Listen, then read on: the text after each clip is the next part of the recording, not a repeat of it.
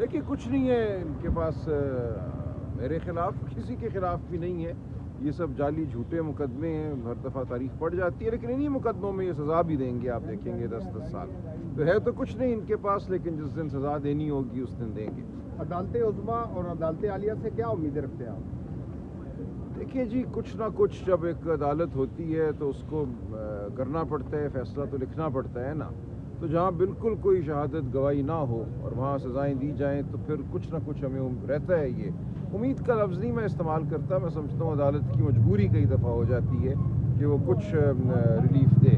تو یہ اس نوعیت کا ریلیف ہمیں ملتا رہتا ہے جہاں عدالت بالکل میں سمجھتا ہوں بے بس ہوتی ہے. آپ سیکرٹری جنرل ہیں پی ٹی آئی کے. ایک تو کالا باغ ڈیم کی کے پی کے سے آواز آئی، علی امین گنڈا پور نے کہا کہ کالا باغ ڈیم بننا چاہیے، صدارتی نظام آئے. پھر آپ کے بانی پی ٹی آئی کی جانب سے بھی کہا گیا ہے کہ سندھ ہو یا پنجاب ہو یا کے پی کے ہو، وہاں پی ٹی آئی کے کارکن اور رہنما نکلیں، لوگوں کی مدد کریں. کیا اقدامات کیے جا رہے ہیں؟ دیکھیے کل میں نے میٹنگ بلائی تھی لاہور ضلع کے تمام M N A M P As کی، سب کو خان صاحب کا پیغام پہنچایا ہے. سب کو کہا ہے کہ وہ اپنی جیب سے مدد کریں لوگوں کی. میں خود کل گیا تھا قصور، پرسوں میں سیالکوٹ، سمبڑیال گیا. تو ہم ہر جگہ انشاءاللہ خود اپنے وسائل سے مدد کریں گے جو سیلاب زدگان ہیں. جہاں تک کالا باغ ڈیم کا تعلق ہے، یہ پارٹی کی پالیسی نہیں ہے. دیکھیں پارٹی بالکل اس بات پہ واضح ہے کہ سندھ کے تحفظات ہیں، خیبر پختونخوا میں بہت لوگوں کے تحفظات ہیں. ایک ایسا پروجیکٹ جس کے حوالے سے 2 صوبوں کے درمیان تحفظات ہوں، وہ بالکل وفاق کے لیے اچھا نہیں ہے.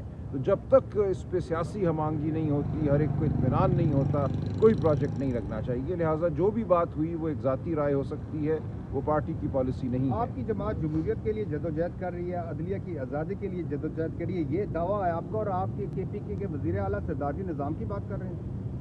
نہیں، صدارتی نظام کی بھی بات ہماری پارٹی کی ہرگز پالیسی نہیں ہے. یہ میری نظر سے نہیں گزری بات، میں ان سے پوچھوں گا. ہم نہیں سمجھتے کہ کوئی بھی آئینی ترمیم یہ پارلیمان کر سکتی ہے. یہ فارم 47 کی پارلیمنٹ ہے، اس کو ہرگز یہ استحقاق حاصل نہیں ہے کہ یہ پارلیمان کی بجائے، پارلیمانی نظام کی بجائے کوئی صدارتی نظام رائج کرے. کسی بھی ترمیم کو ہم اس پارلیمان کے ذریعے قبول نہیں کرتے. Thank you. شکریہ.